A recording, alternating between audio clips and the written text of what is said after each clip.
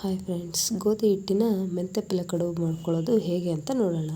ಮೊದಲು ಹಿಟ್ಟು ತಗೊಂಡು ಅದಕ್ಕೆ ಉಪ್ಪು, ಖಾರ, ಅರಿಶಿಣ ಮತ್ತು ಎಣ್ಣೆ ಇದಿಷ್ಟು ಹಾಕ್ಬಿಟ್ಟು ಚೆನ್ನಾಗಿ ಮಿಕ್ಸ್ ಮಾಡ್ಕೊಳ್ಳೋಣ.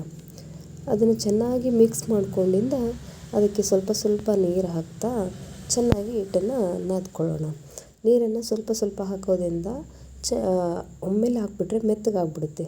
ಮೆತ್ತಗಾದರೆ ಕಡುಬು ಚೆನ್ನಾಗಿ ಬರೋಲ್ಲ. ಹಾಗಾಗಿ ಸ್ವಲ್ಪ ಸ್ವಲ್ಪ ಹಾಕ್ತಾ ಹಿಟ್ಟನ್ನು ಸ್ವಲ್ಪ ಗಟ್ಟಿಯಾಗಿ ನಾದ್ಕೋಬೇಕು. ಚಪಾತಿ ಹಿಟ್ಟು ನಾದ್ತಿರಲ್ವ ಆ ಹದದಲ್ಲಿ ಇರಬೇಕು.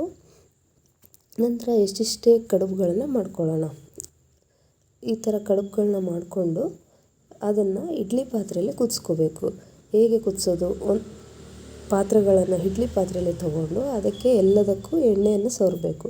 ಎಣ್ಣೆ ಸವರೋದ್ರಿಂದ ಆ ಕಡುಬುಗಳು ಅದಕ್ಕೆ ಅಂಟ್ಕೊಳ್ಳೋದಿಲ್ಲ. ಆ ಒಂದು ಕಾರಣಕ್ಕೆ ನಾನು ಎಣ್ಣೆನ ಸವರ್ತೇನೆ.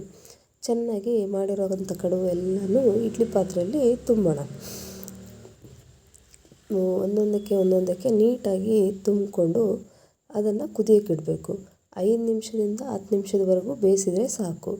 ಒಂದು ಸರಿ ಮಧ್ಯದಲ್ಲಿ ತೆಗೆದು ಕುದ್ದಿದೆಯಾ ಇಲ್ಲ ಅಂತ ಚೆಕ್ ಮಾಡ್ಕೋಬೋದು. ಎಲ್ಲ ಪಾತ್ರೆಗೂ ನೀಟಾಗಿ ಎಣ್ಣೆ ಹಾಕೋದ್ರಿಂದ ಕಡುಬುಗಳು ಅದಕ್ಕೆ ಅಂಟ್ಕೊಳ್ಳೋದಿಲ್ಲ. ಖಾರ, ಉಪ್ಪು ಎಲ್ಲ ಹಿಟ್ಟಲ್ಲೇ ಹಾಕೋದ್ರಿಂದ ನಾವು ಆಮೇಲೆ ಹಾಕೋ ಅವಶ್ಯಕತೆಯೂ ಇರೋದಿಲ್ಲ. ಚೆನ್ನಾಗಿ ಹಾಕ್ಕೊಂಡು ಅದನ್ನು ಒಂದು ಇಡ್ಲಿ ಪಾತ್ರೆ ತೊಗೊಂಡು ಅದರಲ್ಲಿ ನೀರು ಹಾಕ್ಬಿಟ್ಟು ಇದನ್ನು ಕುದಿಯೋಕೆ ಇಡೋಣ ಗ್ಯಾಸ್ ಮೇಲೆ. ಈಗ ಇದರಲ್ಲಿ ನೀರು ಹಾಕೋಣ. ಸ್ವಲ್ಪ ಹಾಕಿಬಿಟ್ಟು ಆ ಪ್ಲೇಟ್ಗಳನ್ನು ಅದರಲ್ಲಿ ಇಟ್ಟು ಒಲೆ ಮೇಲೆ ಕುದಿಯೋಕೆ ಇಡೋಣ. 5 ನಿಮಿಷದಿಂದ 10 ನಿಮಿಷದವರೆಗೂ ಬೇಯಿಸಿದರೆ ಸಾಕು.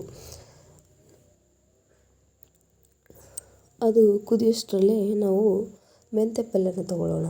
ಮೆಂತ್ಯ ಪಲ್ಯ ಎಷ್ಟು ತೊಗೊಳ್ತೀವೋ ಅಷ್ಟು ಚೆನ್ನಾಗಿರುತ್ತೆ. ನೀವು ಎಷ್ಟು ಹಾಕಿದರೂ ಒಳ್ಳೆಯದು. ಅದನ್ನು ಚೆನ್ನಾಗಿ ತೊಳ್ಕೊಳ್ಳೋಣ. ಮೊದಲು ಚೆನ್ನಾಗಿ ಸೋಸಿ ಇಟ್ಕೋಬೇಕು. ಅದನ್ನು ನೀಟಾಗಿ ನೀರಲ್ಲಿ ಚೆನ್ನಾಗಿ ಕೈ ಆಡಿಸ್ಬಿಟ್ಟು ತೊಳೆದ್ರೆ ಅದರಲ್ಲಿರೋ ಮಣ್ಣು ಅದೆಲ್ಲ ಹೋಗ್ಬಿಟ್ಟು ಕ್ಲೀನ್ ಆಗುತ್ತೆ. ನಾವು ಮೆಂತ್ಯ ಪಲ್ಯ ಎಷ್ಟು ಯೂಸ್ ಮಾಡ್ತೀವಿ ಅಷ್ಟು ಒಳ್ಳೆಯದು. ಅದು ಆರೋಗ್ಯಕ್ಕೂ ತುಂಬ ಒಳ್ಳೆಯದು. ಆಮೇಲೆ ಕುದ್ದಿರೋ ಪಾತ್ರೆಯಿಂದ ಇಡ್ಲಿ ಪಾತ್ರೆಯಿಂದ ಕಡುಬುಗಳನ್ನು ತೆಗೆದು ಒಂದು ಪ್ಲೇಟಲ್ಲಿ ಹಾಕ್ಕೊಳ್ಳೋಣ. ಎಲ್ಲ ಪ್ಲೇಟಲ್ಲಿರೋ ಕಡುಬುಗಳನ್ನ ತೆಗೆದು ಒಂದು ಪ್ಲೇಟ್ಗೆ ಹಾಕ್ಕೊಂಡು ಚೆನ್ನಾಗಿ ಬಿಡಿಸೋಣ ಅದನ್ನು ನೀಟಾಗಿ. ಅಂದರೆ ತುಂಬಿ ಹಾಕಿರೋದ್ರಿಂದ ಅಂಟ್ಕೊಂಡಿರುತ್ತೆ. ಕುದ್ದಿಂದ ಎಲ್ಲ ಬಿಡುತ್ತೆ ಅಲ್ವ, ಸ್ವಲ್ಪ ಆರೋ ತನಕ ಬಿಟ್ಟು ಆರಿಂದ ನೀಟಾಗಿ ಅದನ್ನು ಬಿಡಿಸ್ಕೊಳ್ಳೋಣ. ನೀಟಾಗಿ ಅದನ್ನೆಲ್ಲ ಬಿಡಿಸ್ಕೊಂಡಿದ್ದ ನಂತರ ಒಂದು ಪಾತ್ರೆನ ಒಲೆ ಮೇಲೆ ಇಡೋಣ. ಅದಕ್ಕೆ 1-2 ಸ್ಪೂನ್ ಎಣ್ಣೆ ಹಾಕೋಣ. ಸ್ವಲ್ಪ ಸಾಸಿವೆ ಜೀರಿಗೆ ಹಾಕೋಣ. ಸಾಸಿವೆ ಜೀರಿಗೆ ಚಟಪಟ ಅಂದಿಂದ ಕರಿಬೇವು ಹಾಕೋಣ. ನಂತರ ಬೆಳ್ಳುಳ್ಳಿ ಹಾಕೋಣ. ಬೆಳ್ಳುಳ್ಳಿನೂ ನೀವು ಎಷ್ಟು ಹಾಕ್ತೀರಾ ಅಷ್ಟು ಒಳ್ಳೆಯದು. ಅದಕ್ಕೆ ಬೆಳ್ಳುಳ್ಳಿ ಇದ್ದಷ್ಟು ಟೇಸ್ಟ್ ಚೆನ್ನಾಗಿ ಕೊಡುತ್ತೆ.